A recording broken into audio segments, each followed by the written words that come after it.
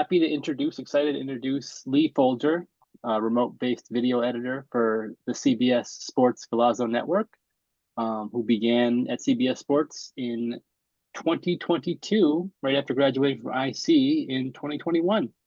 And I don't want to give away too much of the presentation, so I'm going to pass it right over to you, Lee. Thank you, Alex, for the intro. I'm on a lot of Zooms because I'm a remote worker. Usually I'm not talking a whole lot because usually my Zooms do not pertain to editing. I just am on them. So forgive me, and as well, forgive me for my lack of graphic design talent. I'm a video editor, not a graphic designer. So my slides will not be as pretty as I'm sure many of my predecessors were. But it's a huge honor to get to talk to you all. Really, really humbled that Alex asked me back to talk to you guys. And honestly, I'm sure if I hop on these in the future, I'll get to learn just as much from y'all, probably more than y'all will learn from me tonight. Like I said, ready to get into it. And thank you all. And truly feel free to chime in the chat or and unmute. Honestly, I don't care, and ask a question. It will help me keep flow moving along. Like I said, on a lot of Zooms, not usually leading them or talking through them. So any help is appreciated. And let's get going with slide one. There we go. So my time at Ithaca College. I arrived at IC as a sports media student. I also was on the soccer team. And as I was looking at schools, I'm originally from Chapel Hill, North Carolina. And I got down to UNC Chapel Hill and Ithaca. A lot of people, when I told them that in Ithaca, looked at me very confused that I had ended up at Ithaca College. But I could throw a rock from my house in Chapel Hill and hit campus. And so could about like 250 of my high school classmates who also chose to go. I just wanted something new. And then soccer kind of worked out. I wasn't very good. I walked on and ended up being a great experience. But soccer wasn't the main driver. I was sold on an unofficial visit that was supposed to be for soccer, but my mom tagged along and she just made sure I got all the info about the school. And I fell in love pretty hard with the sports media program. And it just became a really good fit for me, even though it was like 500 miles from home. I spent a ton of time trying a ton of things. And the thing that I tell a lot of people, including my little sister, who also went to school very far away, was that for me, college was just as much about figuring out what I didn't like as it was figuring out what I did. And I spent a lot of time figuring out what I didn't like. I got to try a ton of stuff. I got to try being on air. I got to try Chiron. I got to try research, camera op, being a director. I took a bunch of classes where I got the chance to try wearing just about every hat in the live television environment control room. And I didn't quite find that rush that a lot of people do with live TV. A lot of my classmates seem to enjoy that adrenaline, that kind of buzz and energy that exists when you're in a live TV setting, especially in person. And I just didn't quite find it. I spent the first probably first 3 semesters really digging around for what I wanted, and I didn't quite find anything I enjoyed. And that kind of led me to, I ended up taking 2 video editing classes back to back with Professor Estabrook. First was just a general video editing class, and I really liked it. I kind of found an affinity for it. And then the following semester, he was teaching a sports video editing class, and that felt like a pretty natural progression. And it ended up being just that. So I fell in love with the creative process without really knowing why. I still couldn't totally tell you what exactly it is that's the quintessentialness of why I love editing. It just clicked. And it was definitely the first time that I found myself doing something in class that I wanted to do outside of class. So we would get assignments in his editing class that I was very happy to go to our labs and work after class or even after practice when I was finishing up with soccer. And it just became something that I really look forward to doing. And his class became my favorite that I took at Ithaca pretty quick.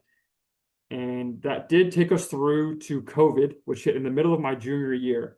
I actually was studying abroad in London and not doing anything even a little bit TV related.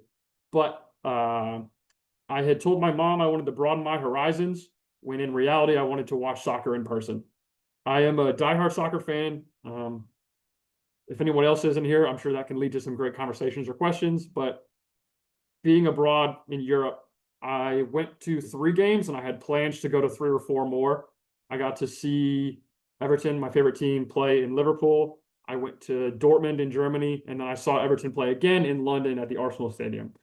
And like I said, I had tickets to one more game, and I had plans to go to Barcelona and then Italy. So I was going to go to at least 3 more. So I got a little bit out studying abroad, but I did get sent home in the middle of it, and that led to me taking online classes and hating it. I just realized that I just wasn't engaged as an online learner, and it wasn't the way that I was going to get the most out of my degree. So I made the decision to technically take a gap year.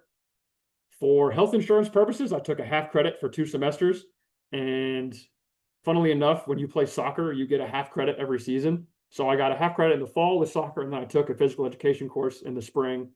And what I did during that COVID year was I got a camera and I got my hands wet. I got my feet wet with handheld shooting.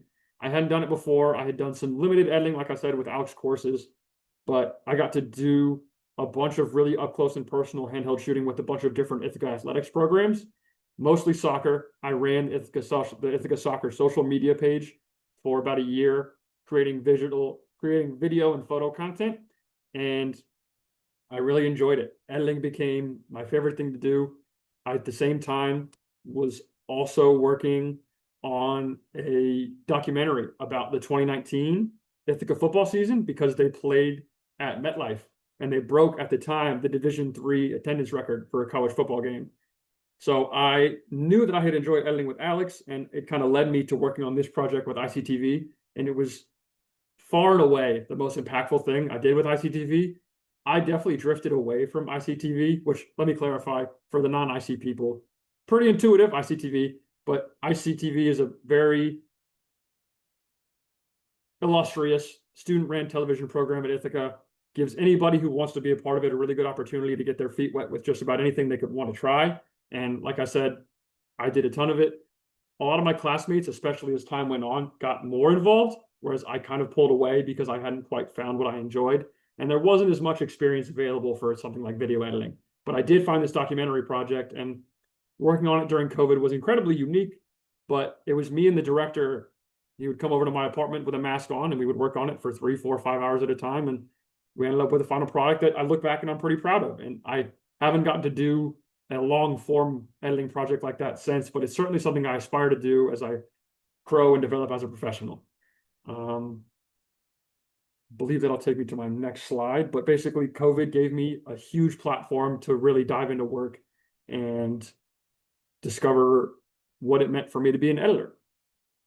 I also worked a bunch of odd jobs during my time at Ithaca, especially athletes during summers. My teammates were encouraged to play for semi-pro teams because they were better at soccer than me, and it was a good way for them to stay in shape and keep playing and come back in that following fall and be a better player. I chose to work and do internships because for one of the summers I was in Ithaca and I needed to pay bills like rent and groceries. And then the other summers, I thought that internships were the best use of my time. So as you can see, my internships, or I should specify, you can see these random logos. I did internships with the Charlotte Independents and the Charlotte Hounds, which was at the time a USL championship soccer team and a Major League Lacrosse team that I believe no longer exists. And then this following summer, I worked for the NC Courage and North Carolina FC, doing like handheld social content, standing behind the goal. Again, these 2 internships did not contribute at all to my professional development, but I was around soccer, I was around sports, and it gave me a little bit of a taste of that, which I did enjoy. And like I said, huge soccer fan. I wasn't mad at it as a college kid who didn't know what he wanted to do, that I got to work in soccer. In terms of actual work, during the pandemic, I was a freelance logger for Major League Soccer. I was a video intern for, you can see here, this Athletic Academy thing, which is, looking back, not a great product, but it was an internship that I found on LinkedIn where I was able to get more practice with video editing. And then all the way to your right, you see a logo for an app called FanPubs FC that a friend of my parish developed, which is, if you are in a city in America, we found as many as we could, every soccer bar in the US, and we put it into a database and made it into an app. So I got some data entry experience. Odd jobs. Lee, let me stop for just a second. There's a question in the chat that I think is right on target with what you're talking about here. Zach said, how did you balance running social media accounts for the soccer team while being an athlete? And then were you part of Ithaca Creative Media, which I'm not sure started before you left, No, right? I was part of that first group actually. Oh, dang. I'm sure if anybody is a part of Ithaca Creative Media, they know who Peter Rader was. He was younger than me, incredibly talented kid, unbelievable editor and cameraman. I would not pretend to be as talented as he was in that sense, but I got to work with Peter pretty closely that semester, and we were part of that first group of Ithaca Creative Media, which was fantastic. And the balance was tough. I had a unique position that year where we didn't have a season in the fall, and the spring, technically, I was working for the athletic department, so I was being paid to do the creative media stuff. I was being paid as a member of the athletic department staff. So I wasn't playing the same way I was during my normal varsity seasons. I was going to practice, I was recording, I was kind of helping coach as well, because again, it's D3 sports, got to wear a lot of hats. It's just weird. There was a couple times when I would hop in and practice because I was a goalkeeper and you just need goalies for certain drills.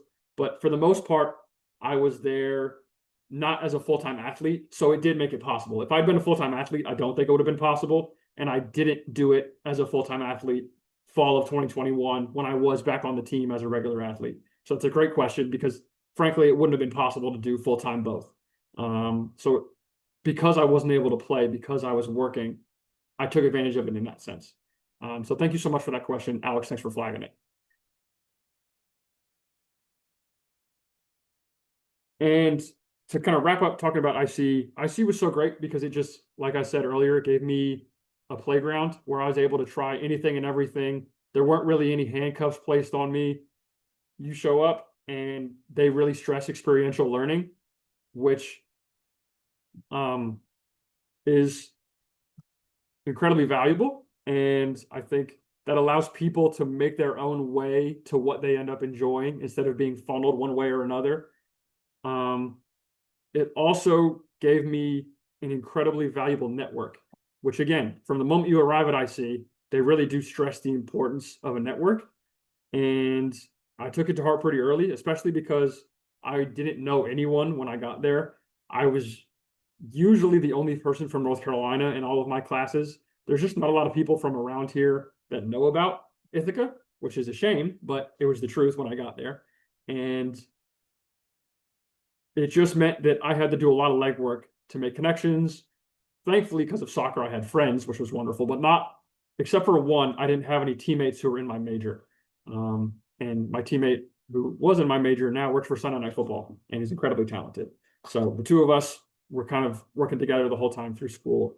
But I was able to create some really valuable relationships that I'll also talk about here with applying to jobs. So applying to jobs is awful. It's not fun. Everyone here has done it or is doing it. It sucks. I graduated in December of 2021 and I moved in with my girlfriend in Rochester, New York. And I was living with her and spending all day playing FIFA and applying to jobs. And I felt useless. Mentally, it was draining. I felt like a bum. Like it just was terrible. I couldn't beat the algorithm. I wasn't even getting acknowledgments that I had been rejected. It was really demoralizing. And I think there was a humbling moment where you feel pretty confident about your experiences and your qualifications, and then you are sending things off into the void, and you might as well not have. I applied for a job in Bleacher Report with one of the people that I had a very good connection with.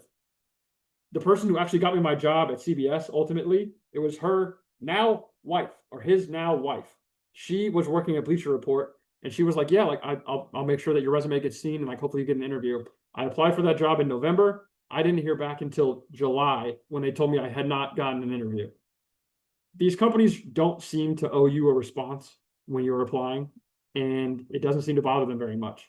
So if you're about to go through that process or you're going through it right now and you feel very alone and you feel very frustrated, know that you're actually not alone in that. It's incredibly common for it just to suck. I don't have much advice beyond just keep pushing. If you're in this group, you guys are really proactive and you're positive, or you're making a positive step. I trust that people who are in this Zoom are doing the things that are putting them in a position to succeed. Eventually, you will end up in the right spot and you will be given an opportunity. I didn't get my first interview until probably until January of 2022. And it was because the aforementioned relationship that I had maintained since IC, it was when I was a freshman, I worked on Hold That Thought on ICTV as a researcher. I got paired with this guy, Jack Kempner, a few times when he was talent. We got along. I was a good researcher. I kept in touch after he graduated, checking in with him when it was his anniversary. Like stuff that was as silly as like liking an Instagram story, saying congrats, just making sure that he remembered that I existed, like very deliberately, because I knew he was someone that was working at CBS and he had a good job, and I knew how hard it was to find a job. I applied for a job at CBS that I found on LinkedIn. I hit him up. I said, hey man, I just applied to this. I understand you only have so much influence, but it'd be wonderful if you could just if you know who's in charge of hiring this, if you know who it is, let them know my name. That'd be amazing. Didn't have much hope for it because, again, at this point in the process, I'm not having a good time. But I end up, fortunately, being given an interview. And during that interview, I originally applied to be a BA or an AP. I cannot remember which. But during that interview, I'm like stressing my strengths and my skills, and I'm talking about editing, and I'm talking about organization, and they like stop me while I'm talking. I'm like sweating buckets. I've got like my pajamas on, but like a suit. And they're like, actually, like, I think you'd be a much better fit for this role. It's a media manager, like, and a junior editor. Like, does that sound great? And I'm like, oh my God, yes. Like, I don't know what a BA does. I don't know what an AP does. That sounds perfect. And I interview for that job, and I start working in February of 2022. So that puts me at here. Does anybody have any questions so far? Is there anyone else in here who wants to be an editor or has aspired to be an editor or is a media manager or anything like that?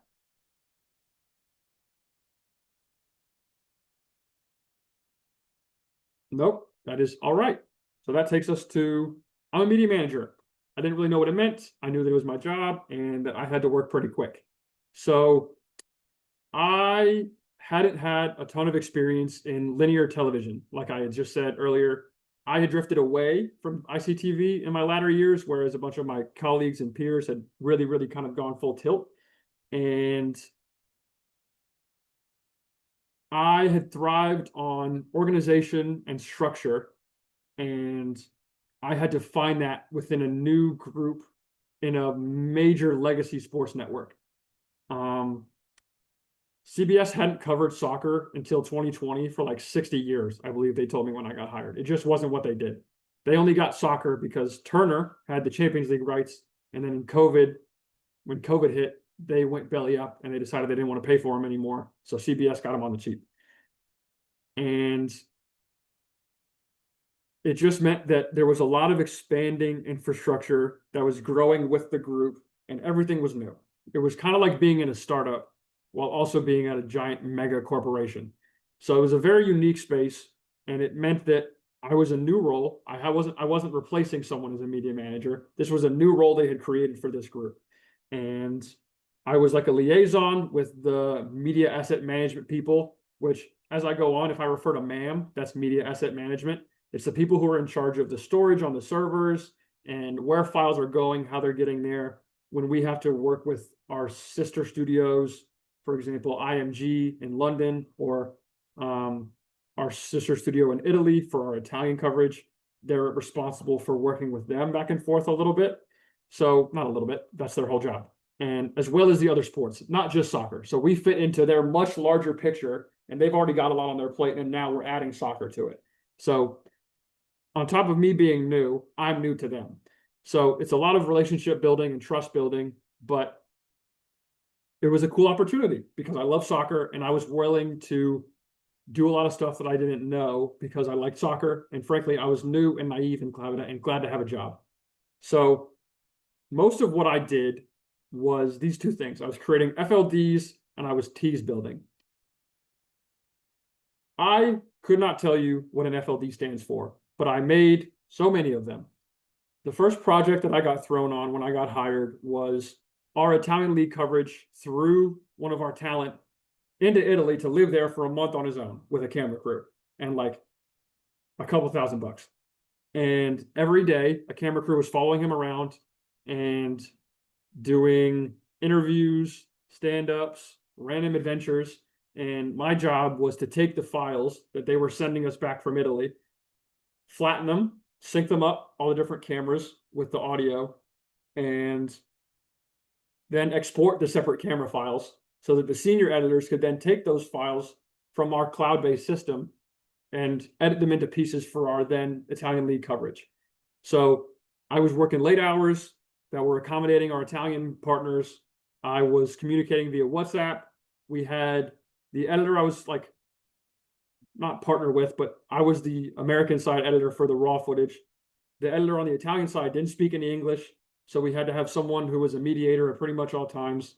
So I got thrown into the deep end pretty early, and it tested what had gotten me hired, which was my organization and my ability to create a structure for myself where I could thrive. So I had to kind of find some habits that I created pretty quickly that were able to become really helpful. And I also had to learn about, for this next part, tease building, I had to learn about our cloud system. I'm sure if other of you guys work at other sports networks, you might have your own. Ours is called the LEP. Anytime that we bring a game into a cloud system, every time we bring a game into the system, it goes into this place where it is permanently there. And if it is needed for someone to work with, they're able to bring it online and then pull that into their editing software. I had never interacted with something like this, so I had to learn pretty quickly how that structure worked, how to log in it, how to make logs in it, and then how to make it interact with Premiere. So it was a pretty steep learning curve pretty quickly, but fortunately, I got to shadow this woman named Gabriella Outfie, who was an incredibly talented Emmy award-winning editor, who was incredibly patient and kind, and she showed me how to deal with people who were new. And fortunately, I was able to like return that favor later on in my time at CBS and kind of be someone that she was incredibly non-intimidating. For someone who's so talented and accomplished, she was very generous and patient. And that showed me a lot about how even people who are incredibly high achieving, there's no need to be rude. There's no need to look down on people. It was a really wonderful first person to interact with a lot, and it set the tone for my experience early at CBS, which was great. And I got to work with her a lot with tease building. So when we would have major games for CBS, we would have these teases that would usually be a minute to 2 minutes, 2.5 minutes, depending on the game.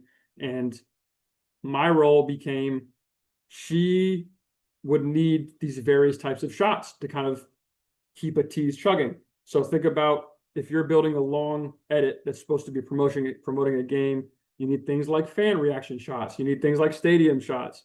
My job was to scrub through in our online cloud system and go through these game tapes that are usually 2-3 hours and sit there on my laptop and go through and log all of the relevant clips for every possible relevant team that she could need to build a tease for this specific game that she's been requested to do. So that experience with MLS really paid off. I honestly had just gotten that job because it was soccer and it gave me a paycheck, but it ended up being incredibly useful. And that was a very nice full circle moment that something accidentally ended up turning out that well. And it was a very cool window into someone who was incredibly talented, to see their process as well as seeing how deliberate every choice was. I now still aspire to work on teases, and part of the process that I still don't have a handle on is really where to get started and where to go from that start in terms of knowing how to kind of structure out a tease with details. So there's still a lot of room for growth for me, and it was great to get to start with something so intensive. Like I just said, a lot of creating FLDs and tease building. So I was basically the senior video editor's personal assistant. I was kind of setting them up for success so that they didn't have to do the legwork. That was not fun and incredibly time consuming and tedious.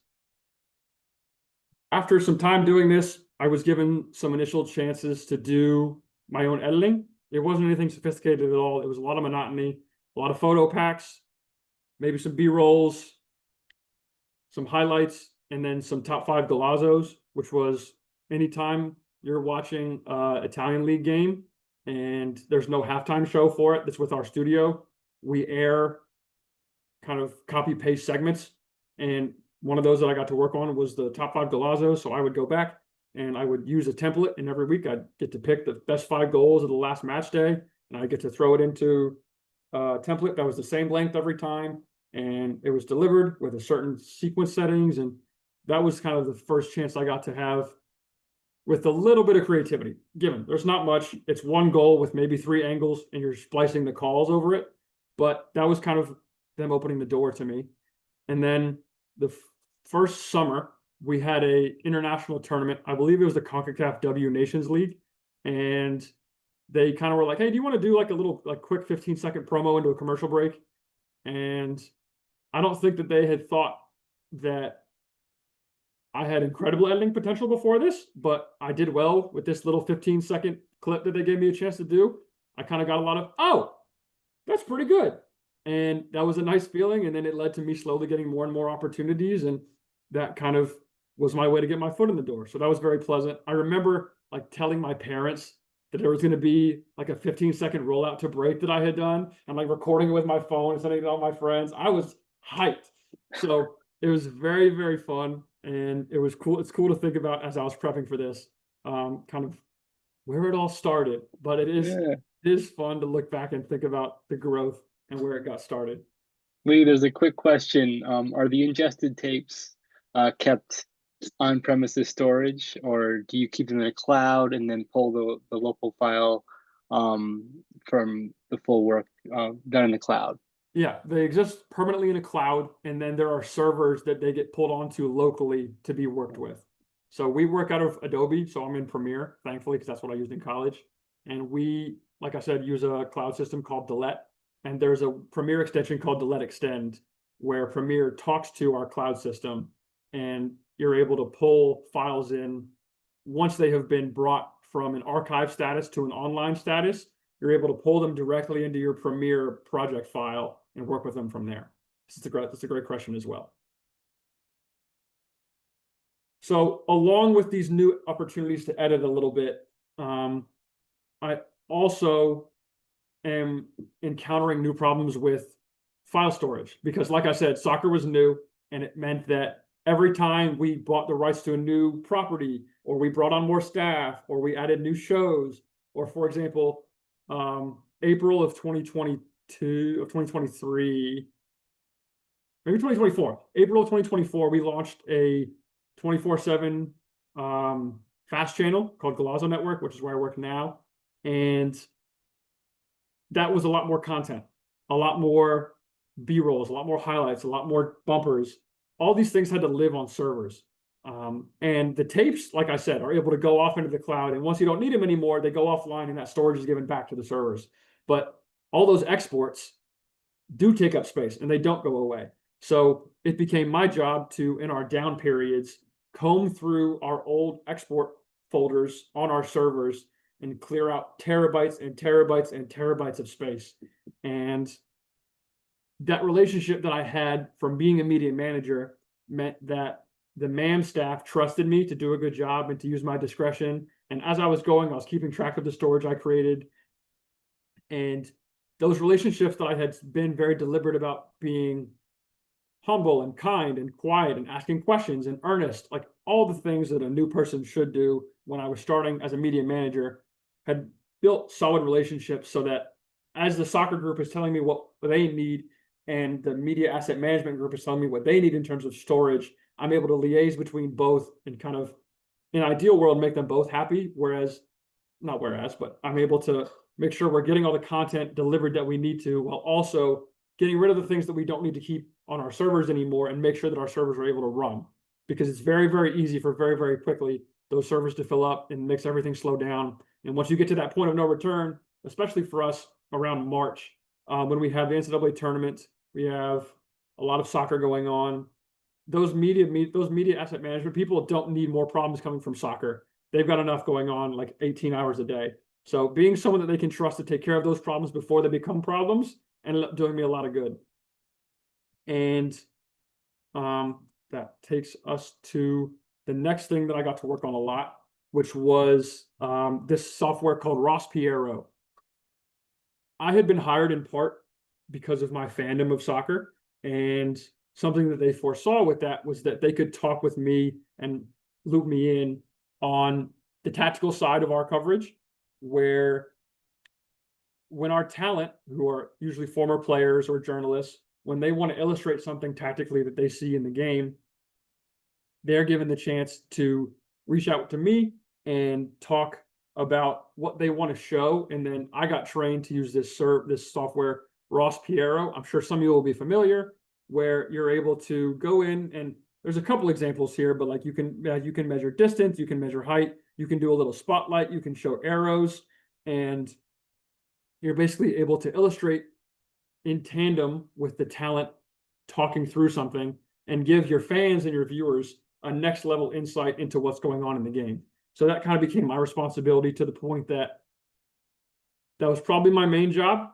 And also it was my responsibility to train people. So I held a couple Zooms over the course of a couple months, a couple different times, walking people through the steps of how to use it, from reaching out to talent, finding out what they want, cutting a clip fat, knowing which servers the file has to go to end up in the software, and then exporting it. Obviously using the software as well. That became my main responsibility. Fortunately, in the last probably year and a half, 2 years, that's been put onto some BAs so that I can work on other things. But for a long time, that was my responsibility. And it was to the point that I even was being asked to do it live. So during the first half of a game or the second half of a game, they would ask me, they'd have the talent text me and say, hey, I want to show this. Can you get it done by halftime? Or if it's after halftime, hey, I want to show this. Can you get it done by the post show? So they trusted me to be able to do it on a quick turnaround, which was also cool. And I did find a little bit of that adrenaline that I didn't really talk about, or I didn't really enjoy in college.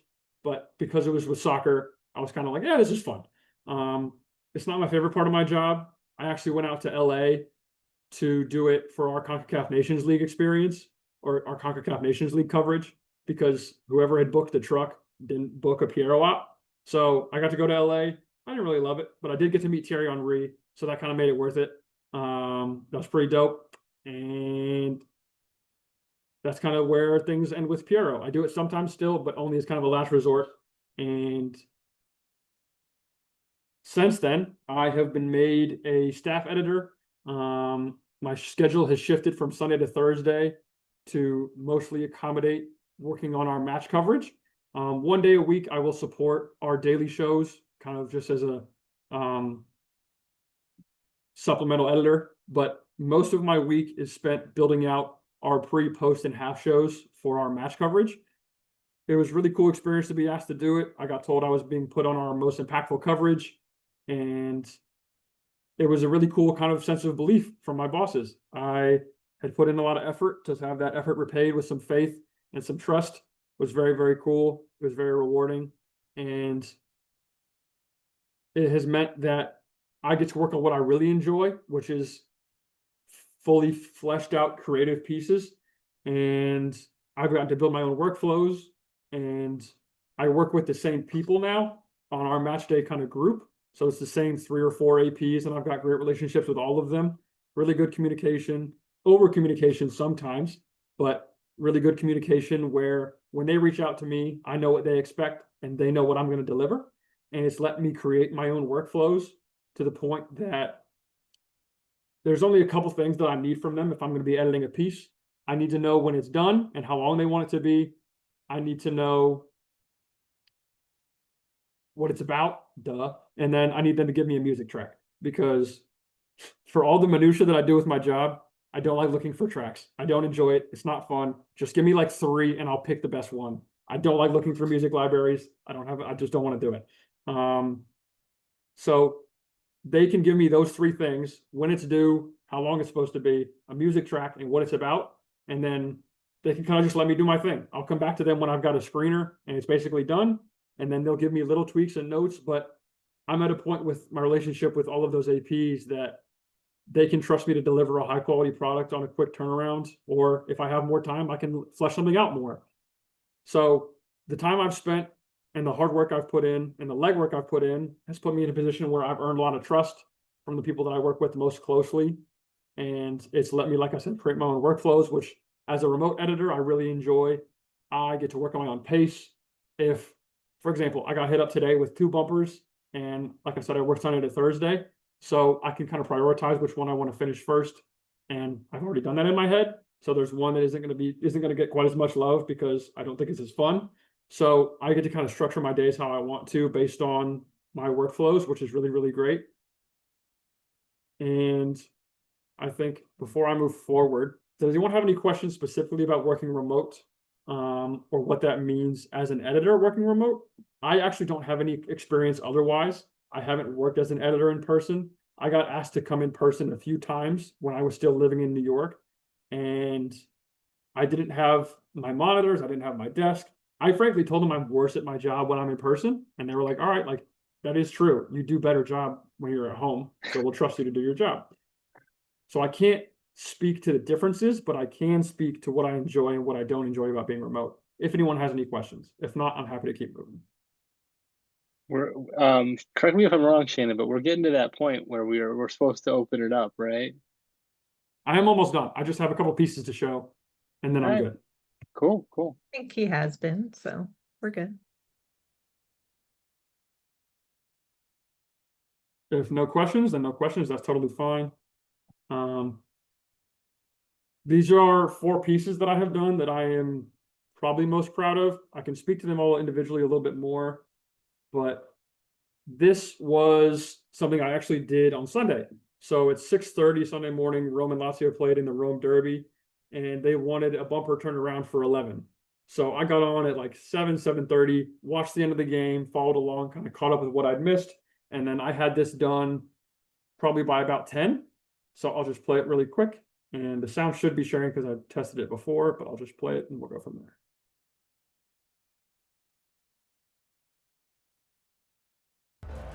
If you can't stand the heat, get out of the kitchen. A sweltering atmosphere surrounds today's lunchtime kickoff in Serie A. Packed out Stadio Olimpico with the usual wonderful choreography. Both fan bases are petrified of losing the derby della Capitale. Nuno Tavares losing the ball. This is Soler Pellegrini! It was written in the stars. He wasn't even supposed to be here, but he remains a Roma player. This is a fairy tale. This is a dream for Roma number 7. Now Boulaïtia running through the middle. Boulaïtia! A chance out of nothing, spurned. Castellanos! That close. We have a red card in the derby della Capitale. All that time without a yellow. And now a straight red. This is Cataldi. He's caught the post. We nearly had a goal from another Rome, and this time for Lazio. Danilo Cataldi that close to the leveller. Roma win the derby. This game had a bit of everything. It ends here at the Stadio Olimpico in dramatic circumstances. Lazio 0, Roma 1. That was fun because I think I'm proud of being able to turn the right around on a quick deadline and at like 8 in the morning, no less. So that was fun and a good example, not a good example. It's just, that's a piece from working on the Italian league. And this is another one that was done on a quick turnaround. This one even quicker. So when we have acquired the EFL rights, the big selling point was the playoff, which is like the most expensive game in world sports, where the winner ends up, in terms of like the expanded, not the like the projected values, and like the winner of the playoffs ends up getting like $150 million. So there's a lot of drama there. And this I edited during the course of the game for the post show. So this one I was also really proud of as well. Glorious early summer skies, a glorious setting, a spine-tingling atmosphere, and a huge prize. Van Eyck back to the American international, flashing across Rodoni, and Sakamoto trying to turn it home. Nice focus on the ball. Sakamoto's crosses deep. Rodoni! Well, it wasn't easy. The ball was rising as he got his toe to it, and it continued to rise after he got his toe to it. It's clipped in by a 9. Good save. Trahim hit it really well, and it's a good save. No to his right by Wilson. Van Eyck Decent cross, and there is the goal! Mason Clark puts Coventry City in front. Ephraim Mason Clark arrived and tucks it in the corner, and it is 1-0 Coventry on the night and 2-2 on aggregate. The pass was always on for Rigg. Rigg did brilliantly and blocked. Mundell's shot blocked by Eccles, standing right in front of Wilson.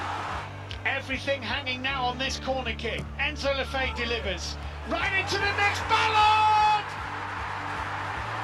Sunderland are going to Wembley as Dan Ballard wins this semi-final.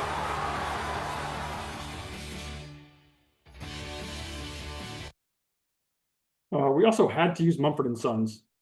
That was a little odd, but that was me working with what I had to do. Our boss, they paid for the licensing for a couple Mumford & Sons songs, and we had to pick one and work with it. So, love Mumford & Sons, and listened to a lot of it during those couple weeks. So I did pick 4 edits because I thought I'd be a little short on time. So I'll just play one more. I'm going to skip one that is still good, but I don't need to show. This one is, no, going on. This last one is the one that I'm most proud of. Like I said earlier, I'm a goalie, and frankly, like in mainstream soccer coverage, like goalies are a little bit of the butt of the joke because there's just not a lot of people who care about goalies. And I'm not trying to cry woe is me because it's just not that deep. But I got a lot of time to work on this with another AP who also was a goalie. And I don't usually get like a month to work on something, but I got assigned this way before this game ended up happening. I just got to work on it at my leisure in the month building up to this game. And this was the most positive feedback I've gotten on a piece. And it was also on a Champions League piece. So someone sent me a screenshot of the YouTube chat from our live stream that day. It was just very fun. It was a fun day. Got some good love from my boss. So this was a cool piece. I also got so much time on it that I got to work in the highest res video we have, as well as pulling elements from YouTube and Twitter and all these, like our pregame coverage, our postgame coverage, some interviews. So this one got the most time and attention from me that I'm able to put into something so far. And I was really quite proud of how it turned out. Both goalkeepers in the semi-finals has played a major role. I had Donnarumma as the man of the match. Tonight it was defined by Jan Sommer. If you had to pick one, who would you pick and why? No, I'm not picking one. Terrific save. The big moments he shows up in the big games. Oh, super stop from Sommer. Their best player on the pitch, even the goalkeeper. That's a brilliant save. Even when he doesn't make saves, Sommer had to be switched just on. knowing he's behind you. That's a critical save. Probably one of the best goalkeeping displays I've seen. Are you kidding me? My gosh, when they needed a save tonight, he made a save. In the fingertips. Credit to their goalkeeper as well, who made some amazing saves. Down here for Odegaard. That's a sensational stop. Cutting it back for Garcia. Sommer. Where did he come from? Saved. Donnarumma killing the goal. And he's saved another. Yamal taking a strong and it's Sommer. It's Tielemans. Fantastic saves from Donnarumma. Lamine Yamal. Oh, that save from Sommer. Saka going for glory, and it's another marvellous save by Donnarumma. But it's spectacular, isn't it?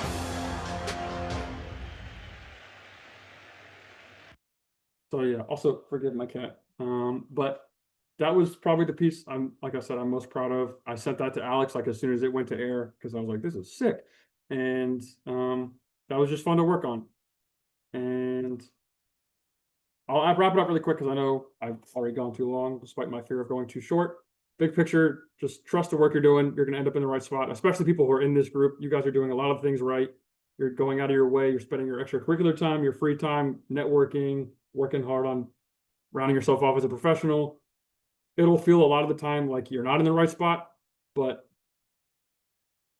it's natural for it to feel like that. And you'll look back once you do end up wherever you end up, and you'll be like, this was all part of the journey. And it's really easy, especially at Ithaca and Syracuse, to look at your classmates and your peers and look what they're doing. My best friend got the Olympics internship both times. I didn't even get interviewed. Everyone at Ithaca and Syracuse is incredibly talented. And if you look to your left and you look to your right, you'll see someone who you're jealous of what they're doing. Just try not to. It's way easier said than done. I still do it. I'd be lying if I said that I don't still do it. But you're going to end up in the right spot because you're doing the right things, and just trust that. find your strengths and really, really hone in on them. Like I said, my strength was organization. My strength was being someone that was positive to interact with. My strength was not saying no to being asked to do monotonous tasks. I became someone that was known as being reliable. I was a pleasure to work with, and I got shit done quick. If someone reached out to me with something that they needed done, I would get it done quickly. I wouldn't give them any problems, and I would do it to a high degree of execution. Find what you're good at, especially when you're new somewhere, and do that good thing very, very well. And you make yourself important. It's how I've been able to do it as a remote employee for a huge company. It's why I got 3 promotions in 3 years. It's why they made me full-time staff.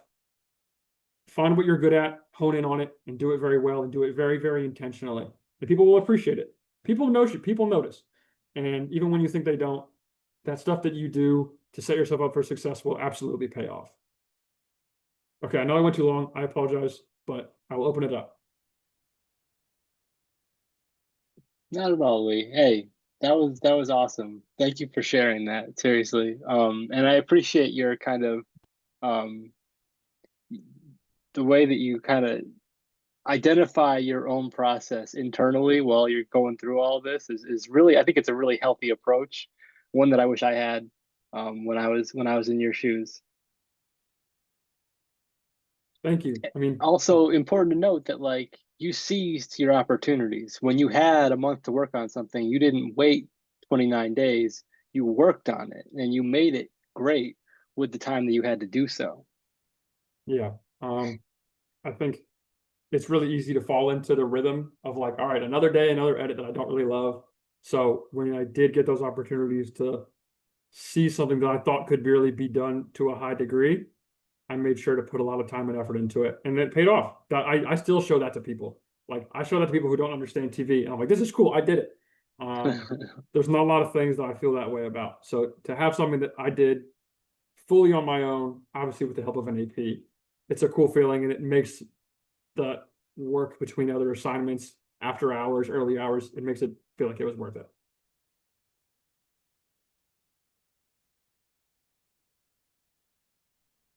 Can you see yourself staying in soccer forever, or do you think you want to do other kinds of professional sports, or what do you think? I think ideally I would love to work in soccer forever. I think the US is also a very fun country to work in soccer in because there's so much room for growth.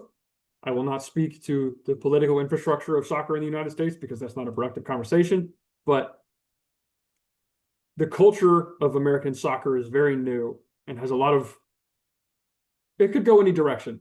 So there's a very fun opportunity to be a part of something new and genuine and truly different. And especially in sports TV, a lot of the other sports are very entrenched in the way that they've done things forever. For example, my best friend at Sunday Night who works on Sunday Night Football, if he was to step too far outside what they perceive the lines to be, they would fire him in a heartbeat because Sunday Night Football has been doing things successfully for a million years, and they win Emmys every year because they're great at what they do. They have no reason to change. They have no reason to look. Obviously, there's no part of me that's saying that these amazing shows are not evolving. They're all evolving. They're all constantly trying to get better, and they are. But they have less of a motivation or less of a structurally built-in capacity for change because of the success that they've experienced for decades. Whereas soccer is new. Soccer does not have an established broadcast culture in the US. And that just means that there's more room for flexibility. That means that someone who, like me, was newly hired out of college can pitch ideas that end up on television. Like, it doesn't matter where ideas come from. There's not as much of a pay your dues mindset. I didn't find that we had a culture issue where anyone made me feel small. Like, I had a boss that was kind of scary, but I didn't really deal with him very much. And soccer gives that wiggle room, which I think is fun. It's funny, Lee. I hear the same thing about esports, right? There's all this room to be creative and build your own path, right? A new frontier. Yeah. If Shayna wants to stop the recording, I'm also willing to talk about drawbacks. I think because this is going on YouTube, I will only speak glowingly of my employer on recording, but If anybody has questions that they don't want to ask that are going to go on YouTube, that's also fine. And I can also speak to the difficulties.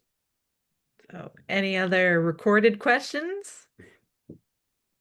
All right. Any editing philosophies or things that you approach every kind of project with in terms of like, how am I gonna put my creative stamp on this, or just find a rhythm, find a flow? And I'd be very curious about that. Yeah, totally. I think it's just consume other people's content. Like, for example, college sports accounts, like specific individual college sports, like North Carolina football, Duke basketball, those accounts all have at least one, sometimes more than one, like people who their job is just to edit for that team.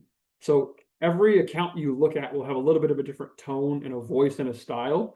And if you look at enough, you'll just see stuff that makes you go, oh shit, I want to try that. That looks awesome.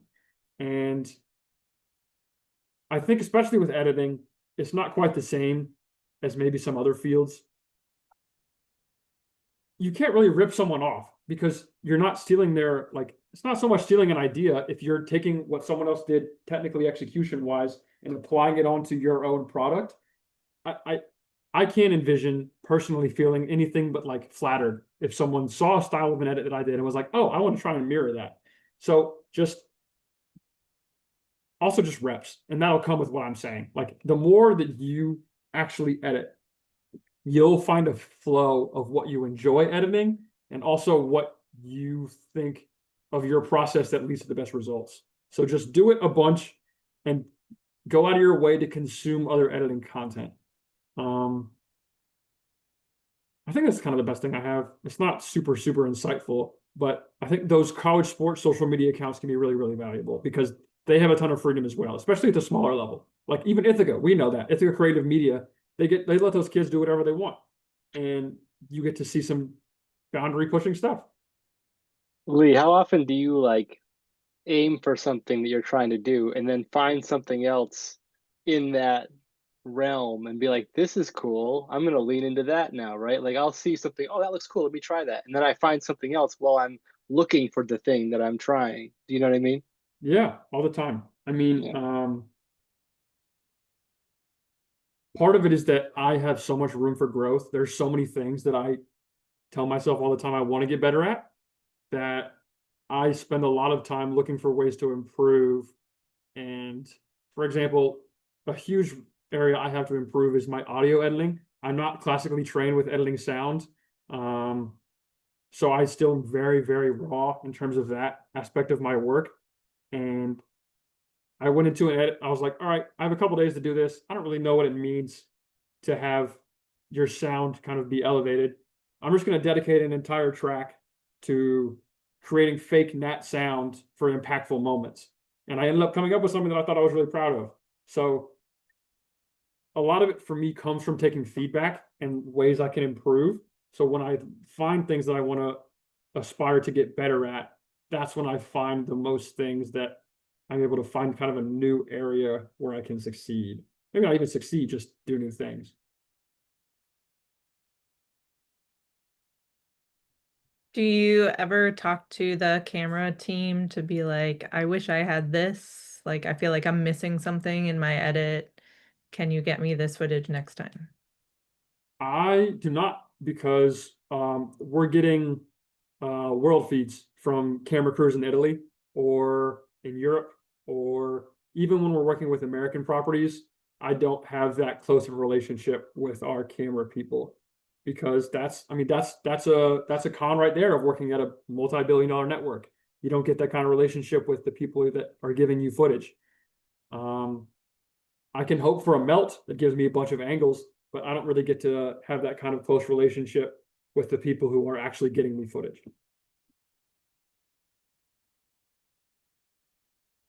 Cool. Any other on-air questions?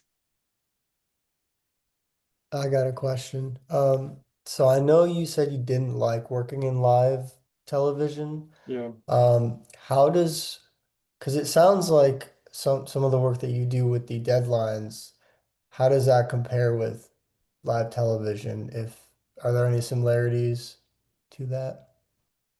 I think that's one of the big pros of being remote with what I do. What part of what I didn't like about live TV was, and this is something that's let those people be successful, but people tend to act as if things are life and death. And that's just how people have to have their brain wired to be really, really successful in that field. But I don't thrive under that kind of stress or that kind of anxiety or really that mindset. I can do things quickly, but me being able to have my own space lets me, even if it's quickly, flush out my full creative process. And working on deadlines, the quickest, like I said, I showed you 2 of those pieces that I did during a game, but even with those, I'm doing things before those games to set myself up for success, where I'm asking for the song before the game. I'm asking for how long they want it before the game. So I am taking every variable that I can control out of the equation beforehand. So I am making sure that if there's something I can do to make my life easier as this is going on during this deadline, I'm doing it. That's what I was getting at with the minutia. I make sure that if there's something I can do that's going to make my life not as hard, I go out of my way and put in a little extra legwork on the front end, and it helps me be successful on the backside.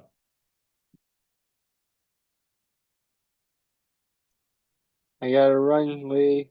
Thanks so much. We'll catch up real soon, all right? It was a pleasure. Thanks, Alex. I appreciate you. Yeah, so I'm gonna wrap it up. Thank you, Lee, for your presentation. And for anyone that wants to hang out and hear a little bit more, I'm gonna stop the recording for a sec and then I'll explain what we're gonna hear. And thank you.